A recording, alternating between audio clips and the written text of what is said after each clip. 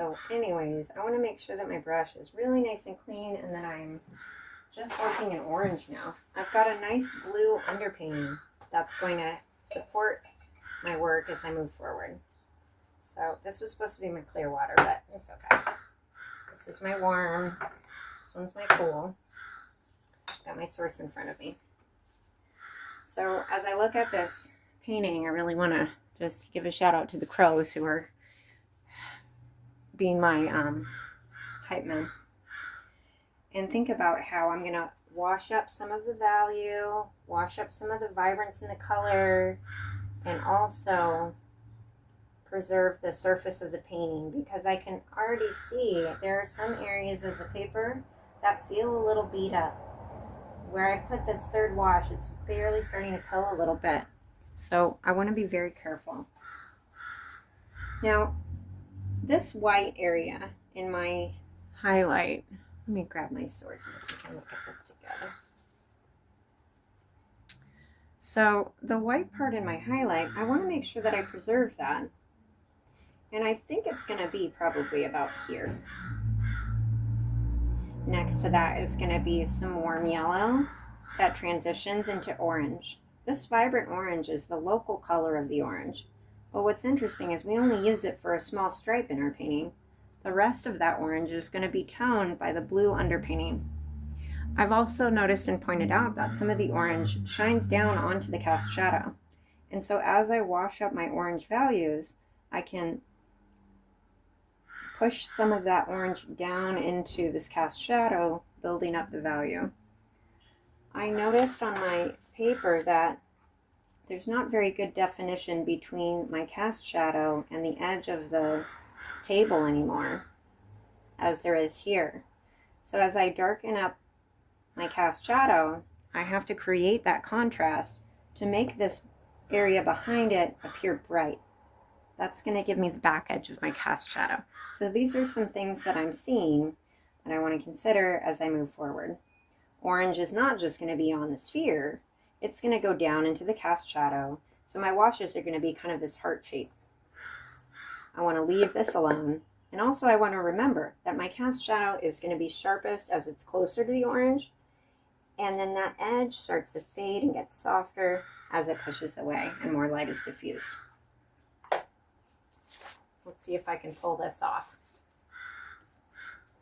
I don't want to blob around too much on top of my underpainting because I want those pigments to stay sitting where they need to be. I should have brought some water with me. Hang on, I'm going to get me some water, drinking water. Okay, got my water. It's important to have plenty of water when you're painting. Stay hydrated. Alright, so I think probably the best way to handle this beautiful vibrant orange that's going to go from white to warm yellow to orange and then get toned by the shadow. We're going to do a wet on dry gradient. That's going to go from clear water to orange.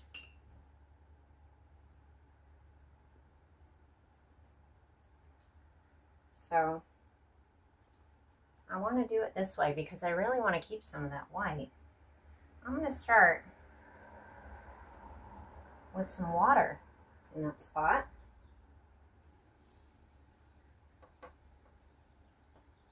And then I'm going to try some warm yellow right around it and see if that's going to start giving us what we need to keep going. I want to keep this all real wet.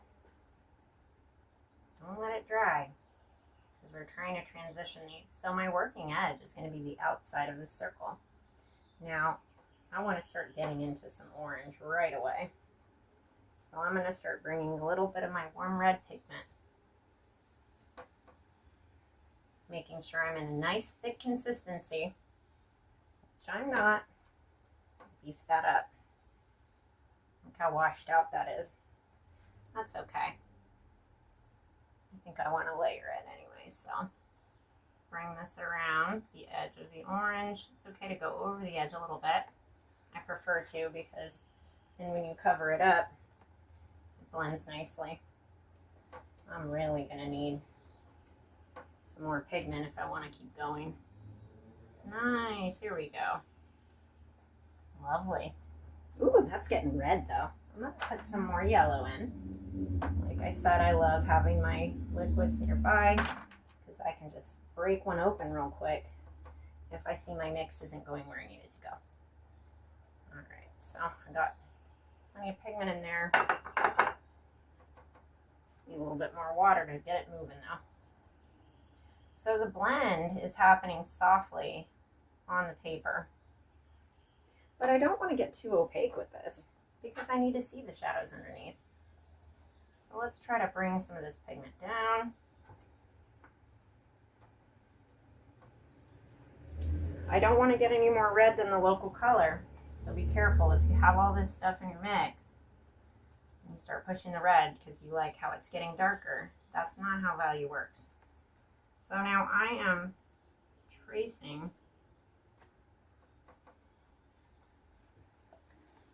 the shape of my orange, going a little bit over the edges in that upper area because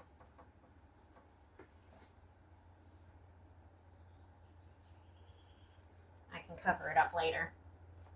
Bringing it around.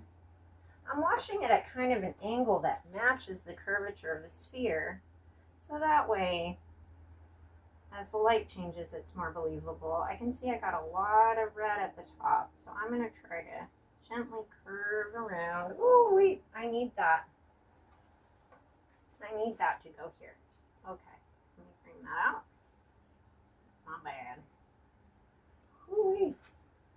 I love making mistakes on camera with you because then you can see how I try to fix it. Anyways, let's bring that down. Come on now. Come on down. All right, now I'm going to continue on the shadow. It's really hot though.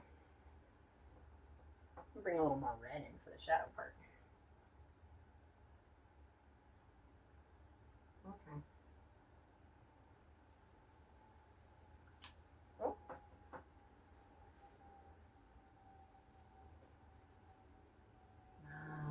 Nice. Okay. Getting close to the end there. So why don't I try to pick some of this liquid up, soften it a bit. I'm using a brush that's clean and almost dry. Just kind of scumble those edges a bit. Now I'm going to step back, take a look. You can see this area is very dark, much darker than I wanted it to be. Too much orange. So I'm using some water to pull a little bit of pigment out for myself.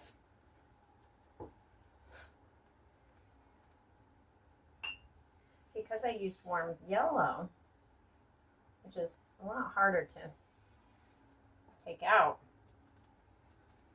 it stains the paper, which is good because that highlight is such a nice warm yellow. I'm trying to use my mistake, all that extra pigment, as an opportunity to use a clean, almost dry brush, just a damp brush, to kind of carve out, clean up a little bit of the mess that I made. All this right here, I can see in my photo it's supposed to be a lot lighter. Try to clean that up. Ooh, it's coming out. Maybe a bigger brush might help. I'll grab one. If I can find it.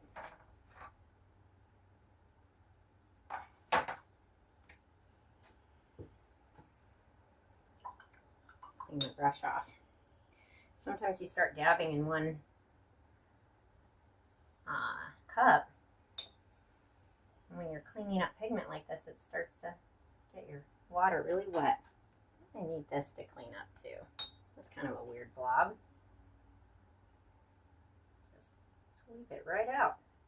Look at that. Nice. I want to be really careful around that nice white area and not jack it up. Okay. Cleaning up, giving some bumpiness. And now I'm starting to see something form. It's starting to look more like an orange.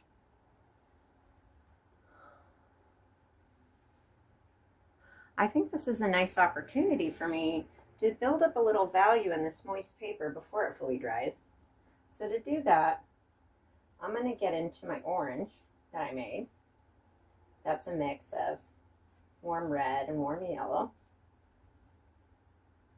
And then I'm going to take some of the blue that I was using, Prussian blue, and throw that into my mix on my working palette.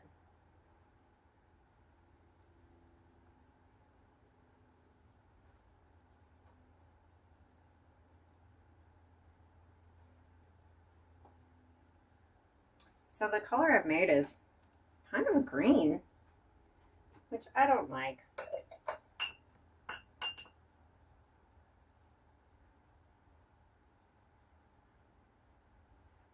I want some more orange to it. There's way too much yellow. And so to correct that, I'm going to push my mix towards red. So I get a real dark orange. I'm thickening up my paint now. This is still a bit wet, and it might give me enough moisture to make some soft value changes in thicker paint. That can help give me a little bit more of the definition I'm trying to get.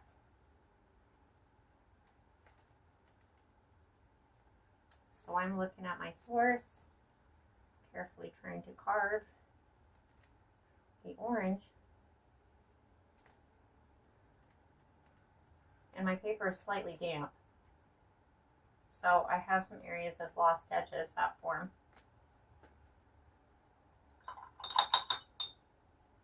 That's dark. I think this hard edge could be cleaned up a bit and brought into some of that mid-range area.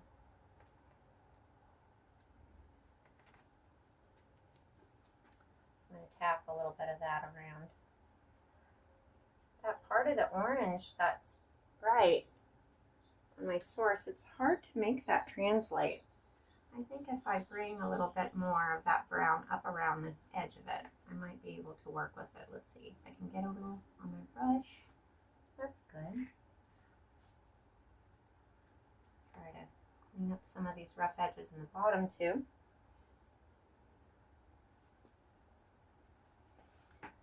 But really, if I could pull that down, it might help build a little more value. Need a little bit more water in my mix, so I just got some on my brush.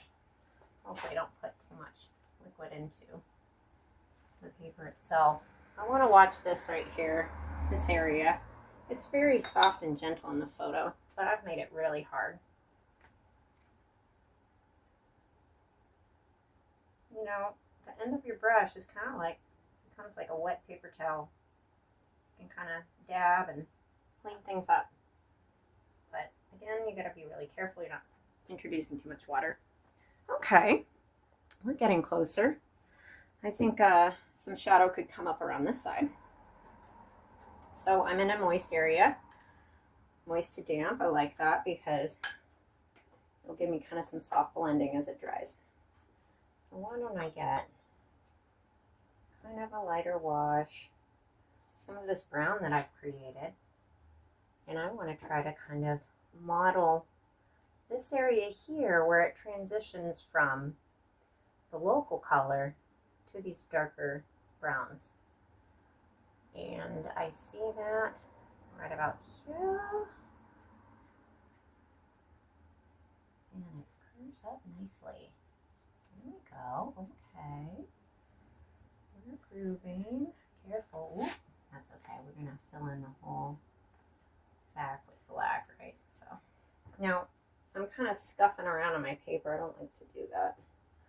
But like we've talked about,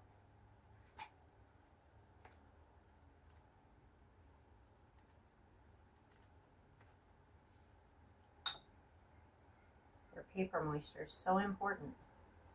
Now this edge up here, that was a little rough. I'm going to kind of tap at it. It's nice to do an orange because you can tap and you create texture.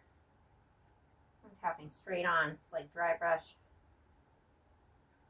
Nice. Okay. Not quite there yet, but I don't want to beat my paper up with a bunch of nasty washes. I think probably the next thing is going to be a full dry. And then we're going to solidify some more of the darkest values.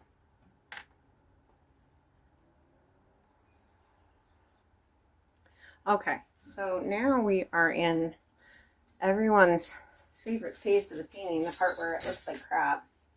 And you're going, oh my God, just turn into an orange already. It's close though. What we have right now is a nice base layer that's going to show through in areas as we finally punch in our darkest values and turn this thing into a friggin' orange. What I noticed when I brought it into the light, which is important to note, if you're working inside, you should have good lighting. I'm in my garage and I didn't bring power out today, so I'm just kind of using sunlight. But with each drying, since I don't have the blow dryer, I've been bringing it out in the sun to dry, and that gives me a chance to kind of look at where my colors are and stuff. So I don't think the camera is an issue in here. It's not too much different on film. But what I'm seeing is I've got bright blue, I've got bright orange and yellow, and it looks completely unnatural. So as I move into finishing the painting, I want to start glazing some of those areas and giving them a more realistic tone, because right now they're mostly straight out of the tube. I had a little bit of blend here, a little blend here and here, but if I don't tamp down this yellow and this blue, soon it's going to be a real mess.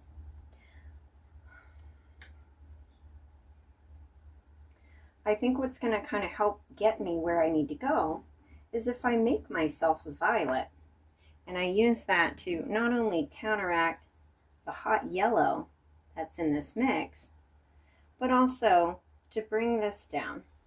Now, my main color that I'm using in this painting that we're all using is yellow-orange, and so the complement to that would be blue-violet. Excuse me. The blue-violet that I created to tone this part of the table is really nice, and I made that with a warm red and a warm blue. A touch of cool blue in there too, I might add. And so I think that this color is really going to be the key to help me calm all this yellow down, because in my source photo, the only thing that is that bright yellow-orange is just this little top part. On mine, it's up here. So I need to start carving it down into here and bring all of that down to a more neutral tone, as opposed to this jarring yellow-orange that we see all over the place.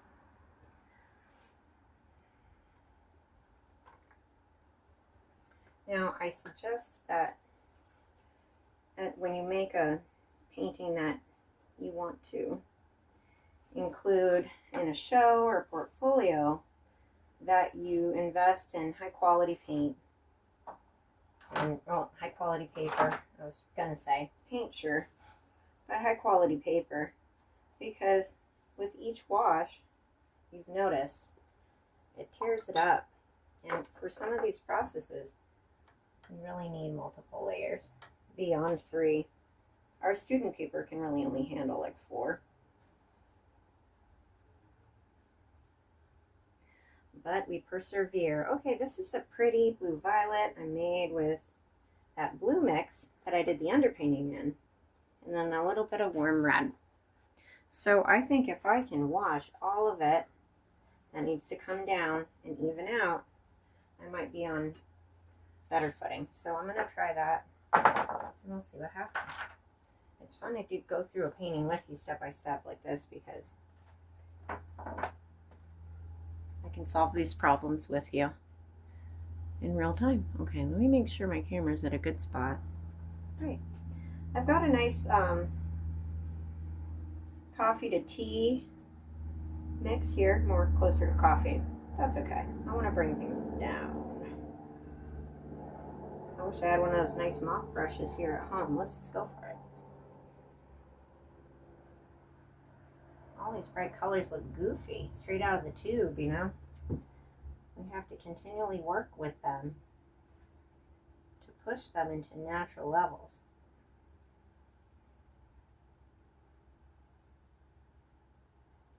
Okay, where's that bead? Get that bead in there. There it is. I needed a bigger brush for this job, but all my really functional tools are in the classroom waiting to be used with you, so that's all right. We learn how to solve problems making art, that's for sure. I'm making sure to go past my edge on the horizon, and the reason why I'm choosing to do that is because my plan is to fill that whole back area with a dark value at the end, right? So I know that that mix is going to be thick and buttery. It's going to be a real thick wash, probably more than one layer to get it fully black. You may have noticed if you try to just paint a big area with thick buttery paint, it gets kind of uneven. Oh, I like what's happening to the table. Good. I really wanted to bring this down.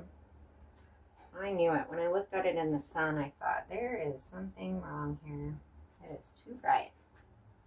So this tones me down a bit. And then I want to come up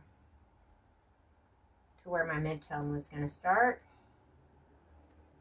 Curve this around just to join my wash. But I gotta keep that good and moistened while I go, because I don't want to get any weird edges on my fruit here, which it already seems like, whoo, that was dark for the apple, right? Let me get my bead back. Pull some of this down. Oh man, this might have been too thick a wash, but we'll see. I mean, there's a lot of stark light and shadow in this photo. So when you don't have that all on your paper yet, it can feel like things are too dark or too light when actually you're tracking. So I'm going to trust my instincts on this. Try not to splash too much paint around. And just fill the area with the wash I'm trying to create, and drag some of that down to use it up. Pick up any puddles around. I see some big puddles. I see a real sharp difference that I didn't want to make. So I'm gonna get a paper towel, get into damage control a little bit there. See if I can clean that edge up. Ooh, that was close. Come on now. See, if you rub the edge, you can kind of get it up, but you have to be so gentle. Ooh-wee. Let's pick this up. And let's not give up, right? We want to build some shadow and some depth. We gotta really go for it. Okay, this is a weird spot. A lot of extra liquid there. Ooh, this is nice. I can pull some stuff out. It's still wet. Try to get that edge that I'm obsessed with. Okay. Ooh, that's nice. Maybe if I grab it from the other side. Ooh, beautiful. So what I'm doing is I'm using a wet, clean brush. Not wet, but just damp. Picking up some of the wash that I put down, because this side of the paper is really light. But you see how my scuffing around with my brush moves pigment, creates new edges? I'm telling you, that's all we do. We create problems and solve them. Now, the lightness is over here too, I see. Try to pick that up using kind of a dry brush scumble. Gently. Tap, tap, tap, tap, tap. Okay. Not the best, but not horrible. I feel like we're getting somewhere. This edge too is just a monster, and the more I put liquid into it, you're seeing I'm making a mess of it. So maybe I should just try to pick some of the liquid up as opposed to introducing more. I've got a nasty edge there. What a mess. I'm scumbling and scruffing. What happened? What really happened is that I overshot the mark with the wash on the fruit. I mean, it's not horrible. And I think I can bring it back out with another wash. So I'm going to let this dry and we'll see where it goes next.